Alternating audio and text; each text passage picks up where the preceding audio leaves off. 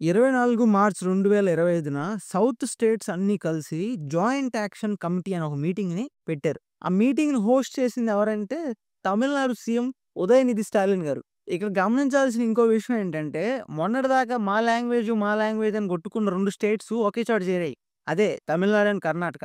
ఇంకో పక్క ఉప్పు నిప్పులా ఉండే తెలంగాణ సీఎం రేవంత్ రెడ్డి గారు అండ్ బీఆర్ఎస్ పార్టీకి చెందిన కేటీఆర్ గారు వీళ్ళిద్దరూ కూడా కలిసి మీటింగ్ అటెండ్ అయ్యారు. ఇంకా ఇందులో కేరళ స్టేట్ సీఎం పినరయి విజయన్ గారు, పంజాబ్ స్టేట్ సీఎం భగవత్ మాన్ గారు and also Odisha CM Naveen Patnaik గారు కూడా ఉన్నారు.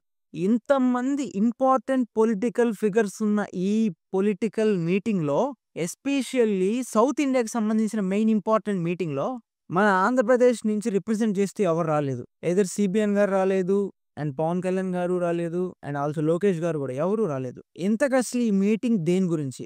The delimitation. Delimitation. Delimitation, which Delimitation. Delimitation. ఈ మీటింగ్ యొక్క మెయిన్ ఉద్దేశం ఏంటంటే డీలిమిటేషన్ జరగకుండా ఆపడం. వీళ్ళు చెప్పేదేంటంటే డీలిమిటేషన్ అనేది జరిగితే సౌత్ ఇండియాకి అన్యాయం జరుగుతుంది అని. అసలు ఈ డీలిమిటేషన్ అంటే ఏంటి? ఈ మీటింగ్‌లో కేటీఆర్ గారు కొన్ని ఇంపార్టెంట్ అండ్ వాల్యుబుల్ విషయాలు మాట్లాడారు. ఇక్కడ గమనించాల్సిన ఇంకో విషయం ఏంటంటే ఈ మీటింగ్‌లో పార్టిసిపేట్ చేసిన పొలిటికల్ పార్టీస్ అన్నీ ప్రెజెంట్ రూలింగ్‌లో ఉన్న సెంట్రల్ గవర్నమెంట్‌కి వ్యతిరేకమైన పొలిటికల్ పార్టీలే. ఈ మీటింగ్ పెట్టిన ఈ పొలిటికల్ లీడర్స్ ఏమో సౌత్ ఇండియాకి అన్యాయం జరుగుతుంది అంటున్నారు. అండ్ రూలింగ్‌లో ఉన్న బీజేపీ పార్టీ ఏమో అలాంటిదేం లేదు వీళ్ళు కావాలని గోల చేస్తున్నారు అంటున్నారు. అసలు ఏం జరుగుతుంది? ఈ డీలిమిటేషన్ అంటే ఏంటి? దీని గురించి అన్ని పూర్తి డీటెయిల్స్ నేను చెప్తా. రెండు వైపులా అసలు ఏం మాట్లాడుతున్నారు? ఏం జరుగుతుందనేది మీ కళ్ళ ముందు పెడతాను. దాన్ని బట్టి మీరే ఒక డిసిషన్‌కి రండి. ఈ డీలిమిటేషన్ అంటే ఏంటి? ఈ డీలిమిటేషన్ జరిగితే మంచిదా కాదా అనేది. ఇంకా వీడియో మొదలుపెట్టే ముందు ఒక చిన్న రిక్వెస్ట్. ఈ కింద కనిపిస్తున్న సబ్స్క్రైబ్ బటన్ నొక్కండి. నా ఛానల్ సబ్స్క్రైబ్ చేసుకోండి. ఇంకా మొదలెడదామా?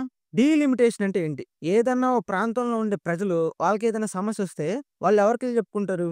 ఆ ప్రాంతానికి సంబంధించిన ఎమ్మెల్యేకో లేదా సర్పంచ్‌కో ఎళ్లి చెప్తారు. జనాభా పెరిగిపోతూ ఉంటే వాళ్ళ సమస్యలు కూడా పెరిగిపోతా ఉంటాయి. అప్పుడు ఒక్క ఎమ్మెల్యేనే అంతమంది బాధలు ఎలా ఇంటాడు? అన్ని కంప్లెయింట్స్ ఎలా తీసుకుంటాడు? అంతమంది పాపులేషన్ ఎలా మేనేజ్ చేస్తాడు?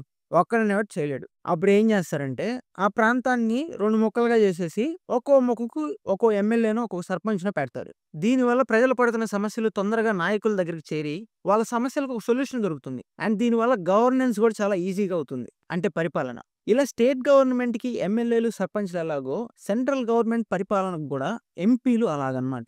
దేశంలోని ప్రతి 10 లక్షల జనాభాకి ఒక ఎంపీ ఉంటాడు. ఆయా స్టేట్‌ల పాపులేషన్ డిపెండ్ అయ్యి ఒక్కో స్టేట్‌కి ఎంతమంది ఎంపీలు ఉంటారనేది డిసైడ్ అవుతుంది. ఇంకా అలా ఆ ప్రాంతానికి సంబంధించిన ఏదైనా సమస్యల్ని సెంట్రల్ గవర్నమెంట్ తీసుకెళ్లాలనుకుంటే ఆ సమస్యల్ని తీసుకెళ్లి ఎంపీకి చెప్పుకుంటే ఎంపీ ఆ సమస్యలను తీసుకెళ్లి సెంట్రల్ గవర్నమెంట్‌కి చెప్తాడు. ఇక్కడ వరకు అంతా బానే ఉంది. ప్రెజెంట్ 2025లో మన భారతదేశ జనాభా 140 కోట్లు దాటిపోయింది. అంటే ఇప్పుడు జనాభా పెరిగిందంటే ఎంపీ సీట్లు కూడా పెరగాలి కదా! అవి పెరగలేదు. బిగినింగ్‌లో ప్రతి 10 లక్షల మందికి ఒక ఎంపీ ఉన్నాడు. ప్రస్తుతం 26 లక్షల మంది జనాభాకి ఒక ఎంపీ అయ్యాడు. దీనివల్ల పరిపాలన అనేది సరిగ్గా జరగట్లేదు. ప్రజల సమస్యలనేవి ప్రాపర్‌గా ఐడెంటిఫై చేయలేకపోతున్నారు అని సెంట్రల్ గవర్నమెంట్ అంటుంది. దీనికి సొల్యూషన్ ఏంటంటే ఎంపీల సంఖ్య పెంచడం. దేశంలో ఎంపీల సంఖ్య పెరిగినట్లయితే ప్రతి 10 లక్షల మందికి, 5 లక్షల మందికి ఒక ఎంపీ అనేవాడు ఉంటాడు. దానివల్ల ప్రజల సమస్యలు తొందరగా ఎంపీల దగ్గరికి చేరతాయి. అండ్ ఆల్సో అక్కడి నుంచి సెంట్రల్ గవర్నమెంట్‌కి చేరతాయి. దీనివల్ల పరిపాలన అనేది సులభం అవుతుంది. కానీ ఇక్కడే పెద్ద ముసుగుంది. సౌత్ ఇండియా స్టేట్స్ ఏమంటున్నాయంటే సెంట్రల్ గవర్నమెంట్ చెప్పినట్లు ఎంపీ స్థానాలు గాని పెరిగినట్లయితే సౌత్ ఇండియా స్టేట్స్‌కి పెద్ద బొక్క పడిద్దని వీళ్ళు అంటున్నారు. ఇక్కడ డీలిమిటేషన్ అంటే పెరుగుతున్న జనాభా దృష్ట్యా 10 సంవత్సరాలకు ఒకసారి జనాభా లెక్కలు తీసి ప్రతి స్టేట్‌లోని ఆ జనాభాకి అనుగుణంగా మెంబర్ ఆఫ్ పార్లమెంట్ సీట్లనేవి పెంచుతారు. మీరిప్పటికి అనుకోవచ్చు, జనాభా పెరిగితే మెంబర్ ఆఫ్ పార్లమెంటల్ సీట్లు కూడా పెరుగుతాయి. దానివల్ల గవర్నెన్స్ అనేది ఈజీగా అవుతుంది. ఇందులో సమస్య ఏముంది అనుకుంటారు. ఇక్కడ మీకు డీలిమిటేషన్ గురించి కొంచెం చరిత్ర తెలియాలి. డీలిమిటేషన్ హిస్టరీ గురించి ఒకసారి చూస్తే 1951లో ఫస్ట్ సెన్సస్ అనేది తీశారు. ఆ సెన్సస్‌కి అనుగుణంగా మెంబర్ ఆఫ్ పార్లమెంట్ సీట్స్ అనేవి ఏ స్టేట్‌కి ఎన్నొస్తాయని చెప్పి డిసైడ్ చేసి పెట్టారు. దాని తరువాత 1961లో, 1971లో సేమ్ సెన్సస్ తీయడం, దానికి అనుగుణంగా మెంబర్ ఆఫ్ పార్లమెంట్ సీట్లనేవి పెంచడం జరుగుతూ ఉంది. కానీ 1976లో దేశంలో ఎమర్జెన్సీ అనేది విధించారు కాంగ్రెస్ గవర్నమెంట్. ఆ టైంలో ఇందిరాగాంధీ గారు ఏం చేశారంటే 42nd కాన్స్టిట్యూషనల్ అమెండ్మెంట్ అనేది తీసుకొచ్చారు. ఆ 42nd కాన్స్టిట్యూషన్ అమెండ్మెంట్ ప్రకారం ఈ డీలిమిటేషన్ ప్రాసెస్‌ని 30 సంవత్సరాల వరకు ఫ్రీజ్ చేసేశారు. అంటే డీలిమిటేషన్‌ని ఆపేశారు. ఇది చాలా ఇంపార్టెంట్ విషయం. అసలు ఎందుకు ఫ్రీజ్ చేశారనేది మనం తెలుసుకోవాలి. ఇందిరాగాంధీ గారు అబ్జర్వ్ చేసింది ఏంటంటే, జనాభా అనేది విపరీతంగా పెరిగిపోతుంది ఆ టైంలో. ఆ పెరగడం గూడా ఎలా పెరుగుతుందంటే, అన్‌ఈక్వల్‌గా పెరుగుతుంది. ఒక స్టేట్‌లో ఎక్కువ మంది జనాభా పెరిగితే, ఒక స్టేట్‌లో తక్కువ మంది జనాభా పెరుగుతున్నారు. గ్రోత్ అనేది అన్‌ఈక్వల్‌గా ఉంది.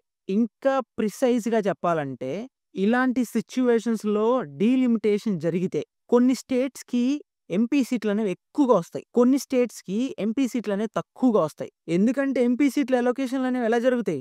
జనాభాను బట్టే గదా!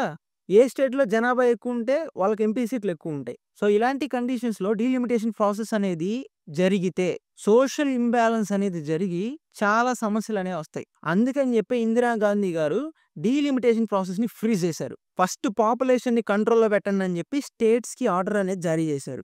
అంటే 1976 నుంచి 2001 వరకు ఎలాంటి డీలిమిటేషన్ ప్రాసెస్ అనేది జరగలేదు. అలా ఫ్రీజ్ అయిపోయింది 30 సంవత్సరాల వరకు.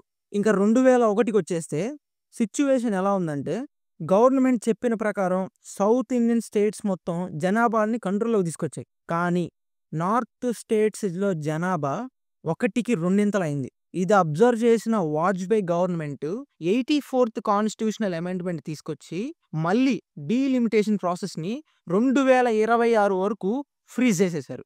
అంటే డీలిమిటేషన్ ప్రాసెస్‌ని 2 సార్లు ఫ్రీజ్ చేశారు.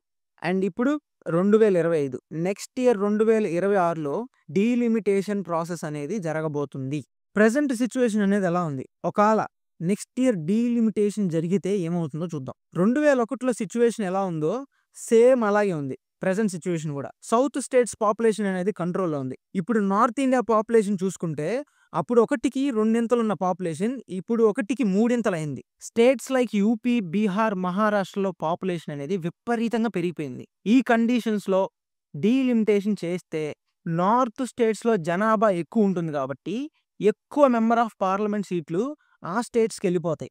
ప్రెజెంట్ ఉన్న టైంలో మీరు అబ్జర్వ్ చేయాల్సిన ఇంకో విషయం ఏంటంటే, నార్త్ ఇండియా మొత్తం బీజేపీ అండర్ రూలింగ్‌లో ఉంది. ఇన్ కేస్ డీలిమిటేషన్ జరిగితే జనాభా లెక్కల ప్రకారం BJP ruling or north India స్టేట్స్‌కి ఎంపీ సీట్స్ అనేవి పెరిగిపోతాయి. సౌత్ ఇండియా పాపులేషన్ తక్కువ కాబట్టి మనకంతగా పెరగవు. సౌత్ ఇండియా ఎంపీలు సపోర్ట్‌లు ఉన్నా, లేకపోయినా బీజేపీ సెంట్రల్‌లో గవర్నమెంట్ అనేది ఫార్మ్ చేయగలదు. ఇంకా మన సపోర్ట్ అవసరం లేనప్పుడు మనతో పనే ఉంటుంది. ఇంకా పార్లమెంట్‌లో మన సపోర్ట్‌తో పని లేనప్పుడు మన సమస్యలకి పార్లమెంట్‌లో చోటనేది ఉండదు.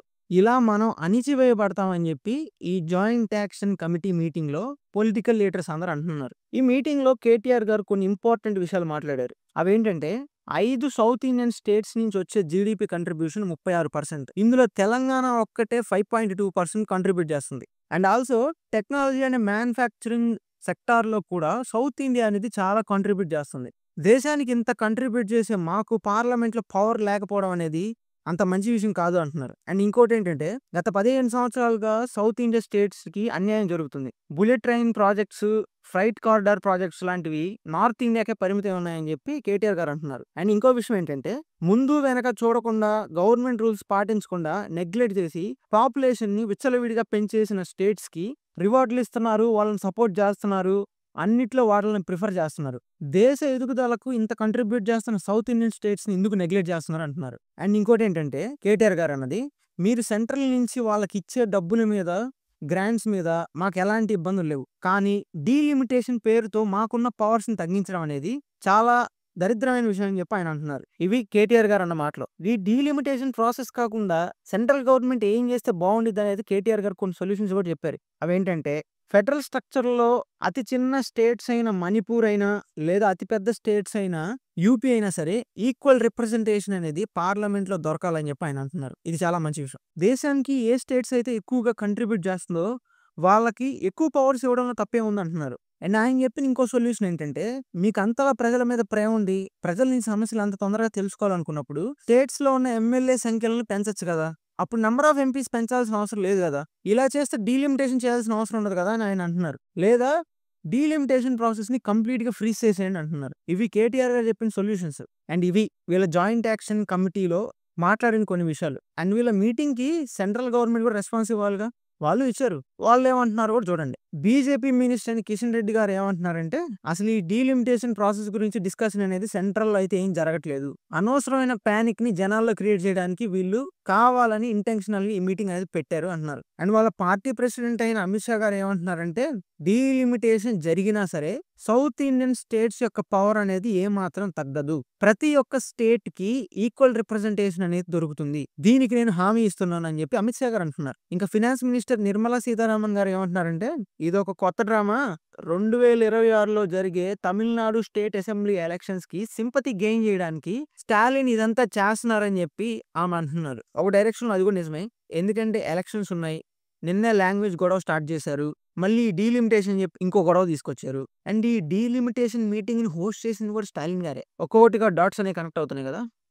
ప్రెజెంట్ దీని గురించి డిస్కషన్ అనేది జరగకపోయినా బీజేపీ వాళ్ళ మైండ్ సెట్‌లో డీలిమిటేషన్‌ని ఇంప్లిమెంట్ చేయాలని స్ట్రాంగ్‌గా ఉంది. అది మాత్రం క్లియర్‌గా అర్థమవుతుంది. సో, ఇదనమాట బీజేపీ ఒపీనియన్. ఇంకా మన ఒపీనియన్ గురించి అడిగితే వన్ వర్డ్ ఆన్సర్. నేనైతే అపోజ్ చేస్తున్నా డీలిమిటేషన్ ప్రాసెస్‌ని. ఎందుకంటే ఒక ఫెడరల్ సిస్టమ్‌లో, ఒక డెమోక్రటిక్ కంట్రీలో ఒక్క పొలిటికల్ పార్టీ దగ్గర అంత పవర్ అనేది ఉండడం మంచిది కాదు. నేనేం బీజేపీకి వ్యతిరేకం కాదు. అలా అని కాంగ్రెస్‌కి సపోర్టర్ కాదు. ఇట్స్ జస్ట్ మై ఒపీనియన్ అంతే. సో, అదన్నమాట ఫైనల్‌గా. ఈ వీడియోలో అనిపించింది డీలిమిటేషన్ జరిగితే మంచిదా? జరగకపోతే మంచిదా? అనేది మీ ఒపీనియన్ అనేది కామెంట్ బాక్స్‌లో కామెంట్ చేయండి. వీడియో నచ్చితే లైక్ చేయడం మర్చిపోవద్దు. అలాగే ఛానెల్‌ని కూడా సబ్స్క్రైబ్ చేసుకోండి. ఇలాంటి వీడియోస్ మన ఛానెల్‌లో చాలా ఉన్నాయి. ఎళ్లి ఒకసారి చూడండి. నచ్చితే లైక్ చేయండి. నెక్స్ట్ వీడియోలో కలుద్దాం. బై.